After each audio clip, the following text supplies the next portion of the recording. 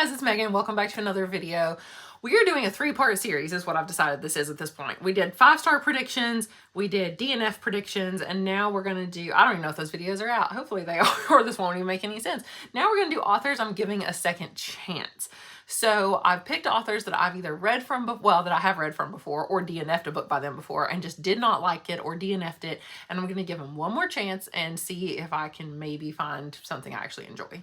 So I'm not going to tell you the entire list because this will take forever, but I'll give you some ideas of books that I might read for this video. I'm probably going to pick maybe like 5 books, we'll see, and then I'll update you throughout the process. I'll show you what book I picked. I'll tell you why I think I might give them, or why I DNF'd their first book or didn't like the first book. Then why I might be giving this one a second chance, what sounds good about it, and then update you maybe twice throughout the reading of the book, maybe halfway or third of the way through, 2/3 of the way through, something like that. And then my final rating of it and see if I will ever continue to read from these authors again, or if there's a need that's like, nope, I've given them 2 chances and I'm done. The reason also that I wanted to do this video, I forgot to tell you this at the beginning, is that I have found authors before that I have enjoyed, that I previously DNF'd.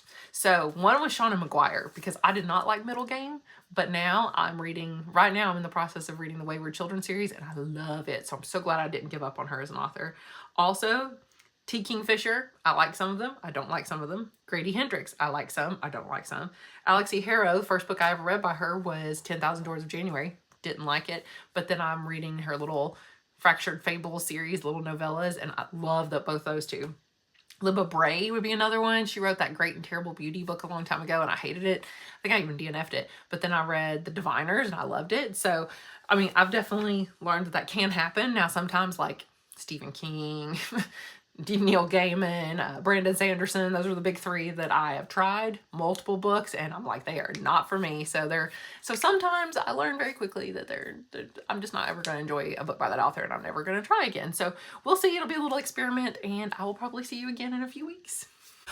Okay, it's time for our first trial of finding a book. Sorry, I'm in the library back storage room just trying to like film this real quick before school starts. I thought we would give our first trial run to a book that I DNF'd the first book I ever read by this author. I'm very hesitant to read another one, but they're going to get one last chance, and that is Emily Henry. So I read Book Lovers by Emily Henry last summer. Well, I say read. I DNF'd it at maybe like 30 or 40%. I did it for a reading vlog where I was trying to read books that I would never normally read. And I thought that I'd predicted that it would have been my favorite book out of those books because it was about books. But it really wasn't about books. It was more about the character's relationship with her sister and not even so much about the romance, which was in there too. But also it wasn't as much about books as I thought it was going to be. Like they were both publishers. And I think in this one, they're both writers, or I think they were publishers or editors, or I can't remember for sure, honestly. It's been so long, I could be wrong. But in this one, I think they're both writers. So this is Beach Read, and my audiobook just came in from the public library. It's only 10 hours long. I usually do like 1.5 times speed, so that's like 7.5 hours. So let's give it a go. Maybe audio will be the way to go too, because I, can just sort of listen as I'm doing other things, and I won't feel like I'm like wasting my time. Not really wasting my time, but like using my little bit of free time I have to actually read it physically, which is what I did before with Book Lovers. So anyway, I will start it today, and I will update you maybe a little bit of the way through, like 50 pages in, and see if we think we're not going to DNF it. And if I wind up liking it, because I hear most people say that this is their favorite Emily Henry book. If I wind up liking it, maybe I'll give her another shot. I have to be kind of quiet because the baby just went to sleep, or he's trying to go to sleep. But I just wanted to update you because I did not update you when I said I was going to at 50 pages in. I'm now 50% through, at least 50%. I might even be more off to look again. I was going to say Book Lovers. What's this book even called? Beach Read. There we go. Beach Read. And it's not as bad as I thought it was going to be. Like I'm powering through it. But I'm not like disliking it either. It's very like 3-star for me. So considering I DNF'd the last one, Book Lovers, then I think that's probably pretty good. Honestly, the banter is so good. Everyone always talks about the banter being good in Emily Henry books, and I guess I've never even been one for banter before, or I've not read enough romance to really even know. But yes, the banter is it's very interesting. Like it seems very realistic, like their dialogue, maybe even like too much so. Like they're both really clever and witty, like on the spur of the moment, like really quickly, and you're just like, don't know if they're all their conversations would be this clever and this witty, but I like the plot a lot better than I did with Book Lovers. I like that they're both writers. I like their little kind of like little contest thing they've got going on, and there's a little bit more going on too in like their own like personal lives as well. And yeah, it's pretty good. So anyway, I will let you know when I finish it. It happened. I finished the book. Oh my gosh. I didn't DNF the next, I almost said Happy Place. No, Beach Read. I did not DNF Beach Read by Emily Henry. I actually finished it. Yay. It's been a couple days since I finished it. I thought, you know, I'll digest it. I'll think about what I want to say. And honestly, I've already like forgotten the book. Like it's super forgettable. I don't feel like any of hers are going to be very memorable for me because I just don't care about romance. I've realized I only like romance I'm sorry, I'm trying to be quiet because the baby's asleep. I only like romance if there's something else in it, like fantasy and romance is kind of like also there. I just don't care when romance is like the main point of the book. So for some strange reason though, maybe this is a good sign, I went ahead and reserved Happy Place and People We Meet on Vacation, the audiobooks from the public library through the Libby app. I guess that tells me something. It's just like super easy to read, and it's almost like I don't want to miss out on like what other people are getting, you know, like that other people love it, and I want to see what the hype's all about. And I guess I just want to compare and see if any of the other ones are better, like which one do I think's the best, kind of like what I did with Taylor Jenkins Reid. I've read like 4 of her books now, even though I don't even like read that kind of book. Like just sort of realistic fiction, and I like comparing like which one's my favorite compared, you know, especially to what other people say. But I definitely like this one infinitely better than Book Lovers, obviously, since I DNF Book Lovers, but it's fine. Like it was fine. You know, it's got a cute little happy ending, of course. What a surprise. And it was good. And I mean, like it was fine. I gave it 3 stars. It was very 3 stars. There's honestly not much to say about it. Every part of it was mediocre. So that was an interesting experiment for sure. I want to do a couple more, maybe like 2 more books for this vlog. So when I have another book picked out that I'm giving an author a second chance, I will let you know.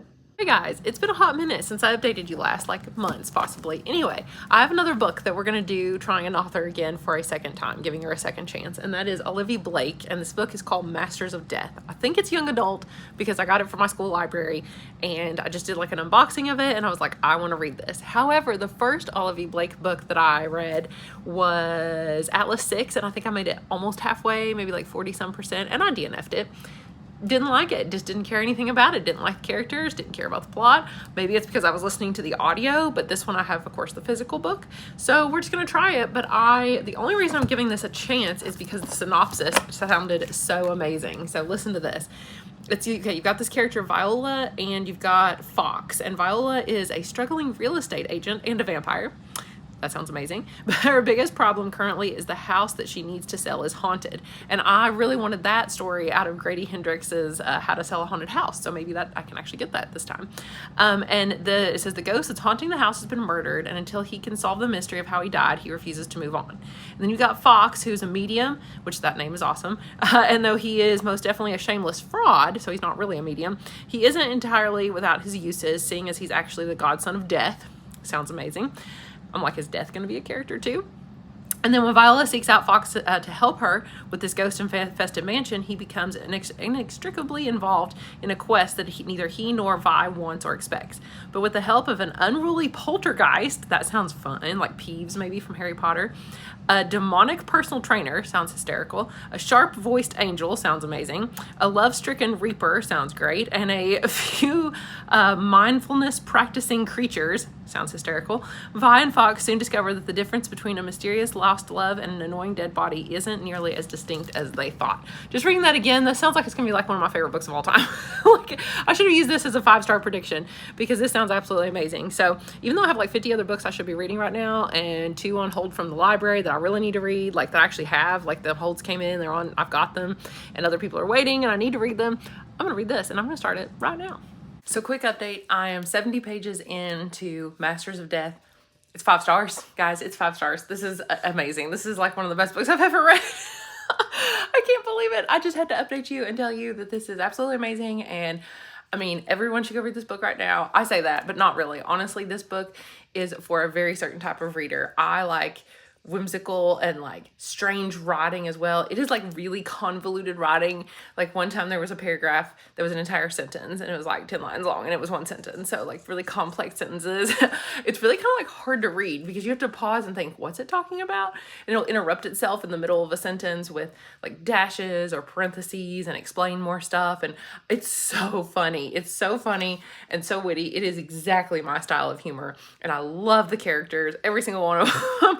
It reminds me a lot of like Good Omens. If you liked Good Omens, it's kind of that vein of, I guess, writing and plot, sort of.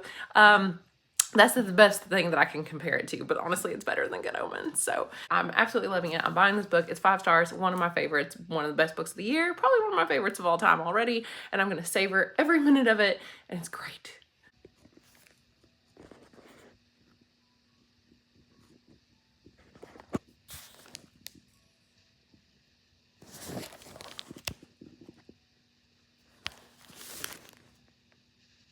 I cannot remember the last time I updated you about this book. I mean, I couldn't even tell you. I know it was like a month ago because my dad was in the hospital and so much stuff has happened since then. Oopsie. And I am finally 50% of the way through this book. I wish I was reading it faster because I think I would even enjoy it more if I was reading it faster. Like, I'm glad I'm savoring it, but seriously, I'm only like 50%. I'm not quite, like almost 50% of the way through. This is still wonderful and amazing. The only thing I don't like about it now is the actual plot about this game that the immortals play, and there's only one rule, don't lose, and now it's just all about this game, and I just don't really care about the game yet. There's nothing to make me care about the game. Other than that, I'm still loving the characters, the banter, the way it's written. It's the writing style that's making this book so good, and I see why some people don't like it, because it's very like, it interrupts the sentence a lot with parentheses and some parts are written like a play with dialogue with like their name and then a colon, but just randomly. There's lots of interruptions, lots of extra information, dashes, very long complex sentences, sometimes like a paragraph long, sometimes just about something very random. Anyway, I'm still loving it. I'm gonna keep going. I don't know that this book is for everybody. It's really not. Very select people, and I'm one of them, and I'm still loving it. It's still gonna be 5 stars unless something terrible happens. But yeah, I will read you a passage when I get a chance.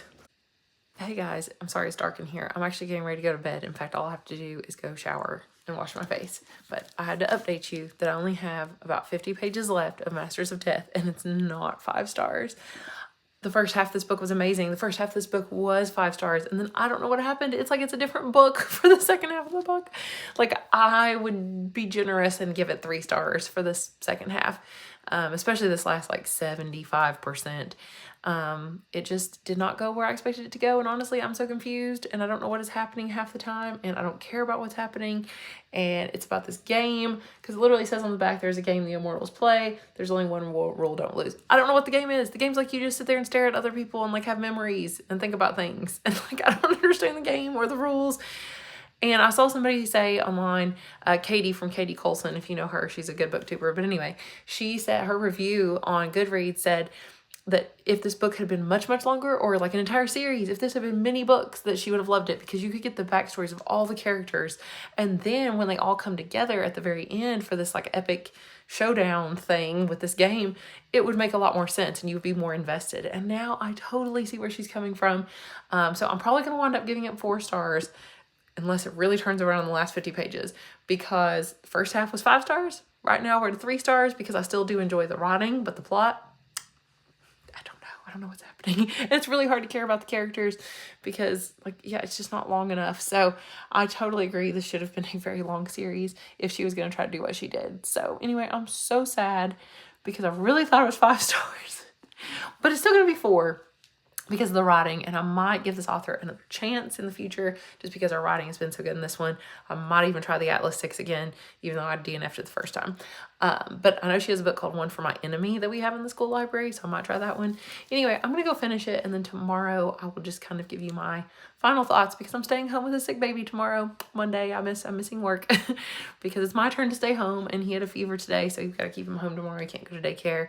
Hopefully he doesn't have a fever tomorrow, but anyway. So I'll finish the book and let you know if it improves any. Okay, I feel like this took forever because it actually did. Sorry, I'm trying to be quiet because the baby's asleep and my mother-in-law is asleep. She's here to help me out today. But anyway, I finished this book. It's been over 2 months. I've been reading this book for over 2 months. It was before my dad even had his surgery. And I finally finished it, and boy, do I have mixed feelings. It's not even necessarily mixed, it's that the first half of the book was 5 stars. Every single time I call a book as 5 stars too early, it's not 5 stars. I said that Dead 11 was 5 stars. It wound up being like 4.5. I said that Silver in the Bone by Alexander Bracken was 5 stars. It wound up being like 3, maybe 4. I don't know. But every time I do that too early, it seems to go awry. It's only when like I get to the end that I realize it's 5 stars, that it's accurate. So the first half, 5 stars, wonderful, one of my favorite things ever. If the second half had been 5 stars too, I mean, if it had stayed the course, this would have been one of my favorite books of all time. The second half, like 3 stars. 3 stars. In fact, towards the end, I didn't even want to pick it up. I was like, oh gosh, I don't want to read about this game that doesn't even have any rules, and I don't even understand what's going on. At least I still really enjoyed it. I mean, considering this vlog was like giving authors a second chance that I did not like the first time, and of course I DNF'd the Atlas 6. I don't know that I'll try the Atlas 6 again. Maybe I'll try One for My Enemy, although that doesn't sound like my kind of thing either. Maybe I'll just wait for her to come out with new books, or I can go back and see if she wrote any other books, because this one's actually a little bit older, from like 2018 or something, but a lot of her books have gotten republished because Atlas 6 was so popular.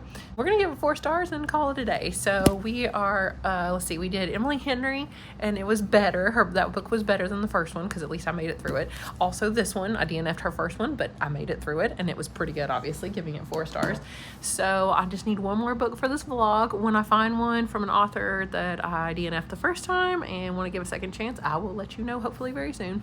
Hey guys, I apologize if my glasses are tinted because I just came from outside chasing my baby around. Well, toddler now. He's 3 years old, which is insane. I'm ready to start the final book for this vlog. I'm only going to do 3 books because I just feel like I've talked enough about each one. So there we go. So I've decided to do a book that I never thought I'd read from this author again. This is not only a second chance, this is like a final chance. I honestly never plan to read from Brandon Sanderson ever again, because I have read the first of the Mistborn books, DNF'd it. I say I read it, I didn't finish it. I think I made it like halfway. Could not get through it, like the Final Empire or whatever it's called. I tried the first one, couldn't do it, bored out of my mind. Tried the second book by Brandon Sanderson, was the Stormlight Archive. I tried the first, what is it, Way of Kings, and I made it like 750 pages out of 1,000, something like that. Like I was literally 75% of the way through that book. So I've decided, for some strange reason, even though I've said in, I think, another video before, that I will never read from Brandon Sanderson ever again. But because this one book was on so many people's best books of last year, and because I am crazy, I guess, I'm going to try Tress of the Emerald Sea. I'm about to start it. I've got the audiobook. It's 12 hours, so not too bad, because the book I'm finishing right now is The Good House by Tanana Reeve Dew, and it's 21 hours, so I feel like 12 hours is going to seem like nothing. It's going to be half of a book compared to what I've been reading. So Tress of the Emerald Sea. Let's see what it's about. There's a really short synopsis on here. It says, author Brandon Sanderson expands his Cosmere universe, which I do not care about, obviously. I just thought his writing was so bland. Like, it was so easy. It was too easy to read. Like, it wasn't exciting. I don't know why. Like, I was bored. Like, it was so straightforward for some reason. Shared by the Stormlight Archive and Mistborn with a new standalone novel for everyone who loved The Princess Bride. Well, this is already not going to go well then. I didn't know it was being compared to The Princess Bride. I hate The Princess Bride. Like, I absolutely hate it. You could not pay me to watch that movie. The only life Tress has known on her island home is an emerald green ocean. In an emerald green ocean has been a simple one. That sounds cool.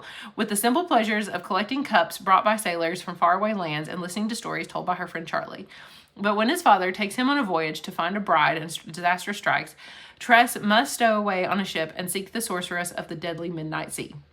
Amid the spore oceans where pirates abound, well, I like pirates, can Tress leave her simple life behind and make her own place, sailing a sea where a single drop of water can mean instant death? I mean, that sounds pretty good. I know 4 friends that have read it and 8 booktubers. Of my 4 friends on here that have read it, 3 stars, 5 stars, 3 stars, 5 stars, 4 stars, 4 stars.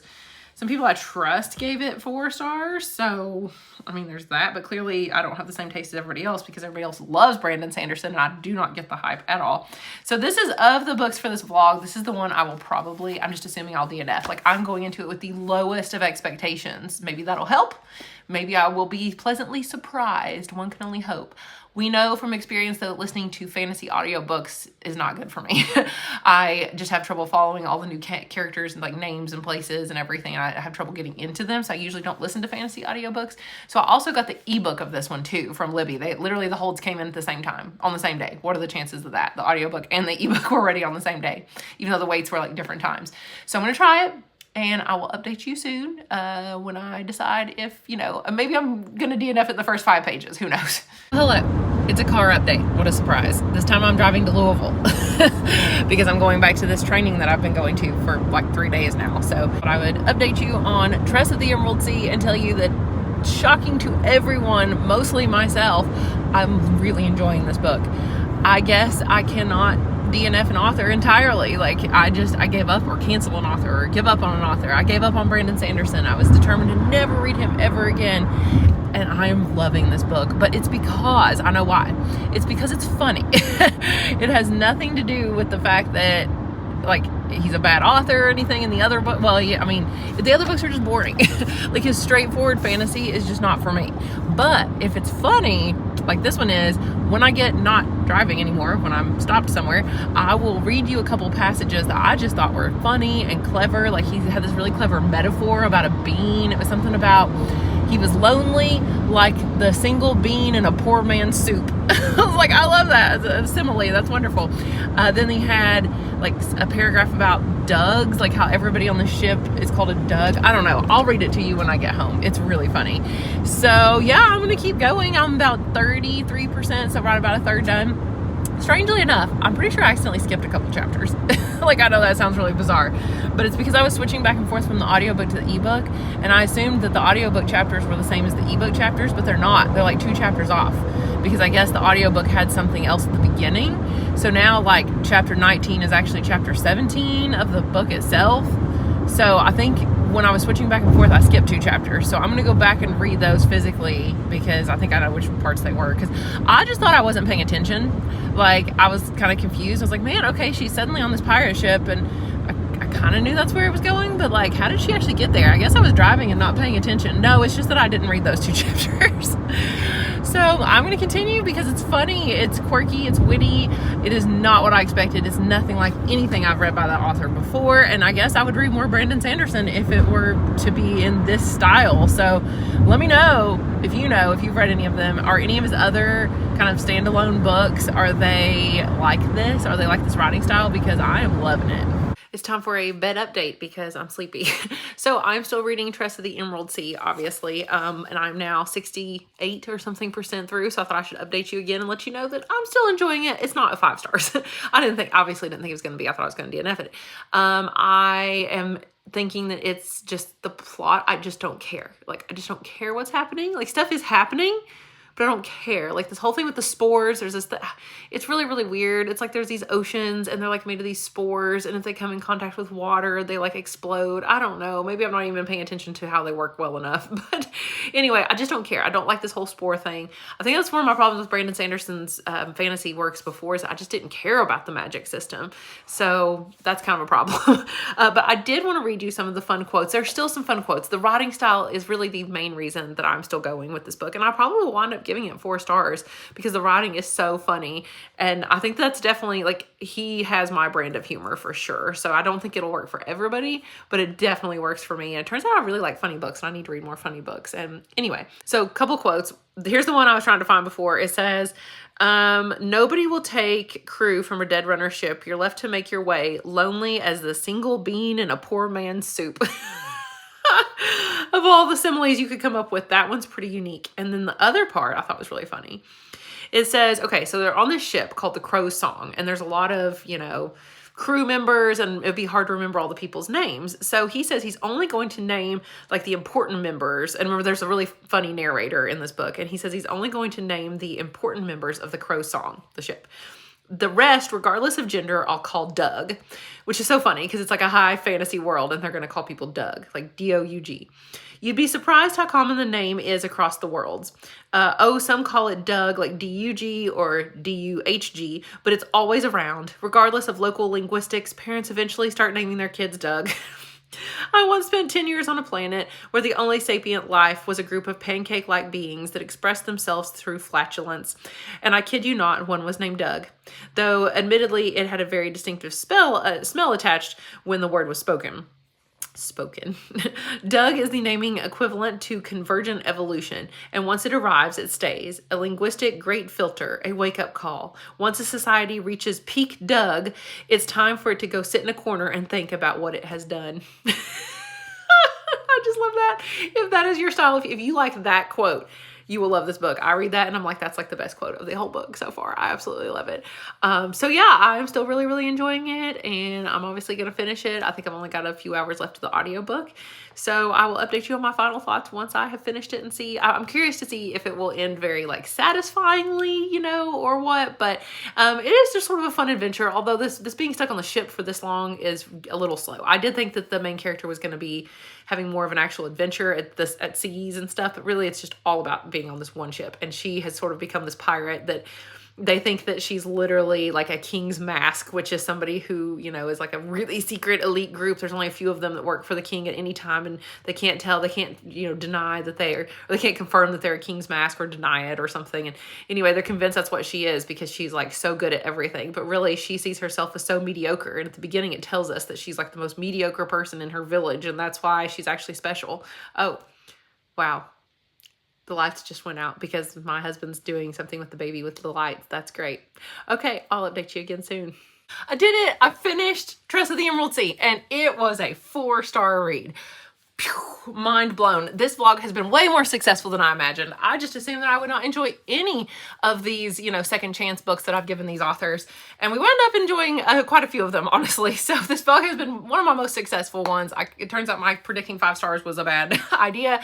Reading young adult books was a bad idea. Like, I've tried other vlogs. This one, I think we're going to call it successful. We'll do a wrap up in a second, but I wound up giving this book 4 stars. And thank you, Chloe from Chloe Frizzle, for telling me that this book is, well, not this book, that there's another book by Brandon Sanderson told from Hoyd's point of view, and it's Yumi and the Nightmare Painter. I can't remember what it's called, but the one with Yumi, one of the other, I think, secret projects of Brandon Sanderson. And she said there's a little bit more of like a love story kind of in it too, a little bit more romance, which is fine.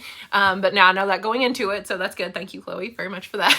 But I'm going to try it because I absolutely love the writing style. It's so whimsical, it's so funny and so fun, and I see why some people wouldn't enjoy it. And I think it's not for everybody, but it's definitely the kind of humor for me. And I do think the only reason I didn't give this a book a 5-star is because the beginning and the end I felt like were the best parts. A lot was happening. When she's on the pirate ship for so long, I thought there'd be more adventure. Like, I didn't know that the whole middle was just her on the ship. And I know it needed to happen, like, and it made sense for the plot. But I just got, not bored, but just like, I was like, okay, we can do something else now. And I loved the ending. I thought it was perfect. There's like kind of a twist. I loved the twist. And yeah, the writing just did it for me. It sold it to me. I actually found myself Googling a little bit about the Cosmere. Shocking. I guess I'm going to try another Brandon Sanderson book. This is shocking to everyone, but I guess I have to now because I actually did enjoy this one. Oh, the drink of the video is the black cherry seltzer, which I've been filming other videos, so you'll probably see it in some other ones too. It's a little cough syrupy, nothing too bad. So I thought we would do a final wrap up of all the books that we read for this vlog and finally close it out because it has been like a year in the making. I kid you not. I filmed the first clip for this video like a year ago. So the first book that we read, let's see, it's been so long. What did we read? Oh, we read another book by Emily Henry because I was about to give up. I hated book lovers and I was like, all right, fine, I'll try beach read. It was the best Emily Henry book I've read so far. I tried People We Meet on Vacation after this, and then was there another one? No, I think that was the only other one. And it's fine. I probably won't read anymore. I didn't read Happy Place. I'm not going to read the new one just because I know she's not for me. Like, and I heard somebody else, I think Destiny from Destiny said that she thinks that Emily Henry isn't so much a romance author as like just kind of, you know, realistic fiction. And I could see that. Like, there's more going on in these books than romance. But I think I liked Beach Read because it was fun. Like, it didn't deal so much with their, you know, real lives and drama and stuff. Like, yeah, it dealt with their real lives, but in a fun, like, vacation-y kind of way. So I did actually wind up enjoying this one. I gave it 3 stars. Which is fine, and the fact that I actually finished it and didn't give it 2 stars or anything and didn't DNF it is a really good sign.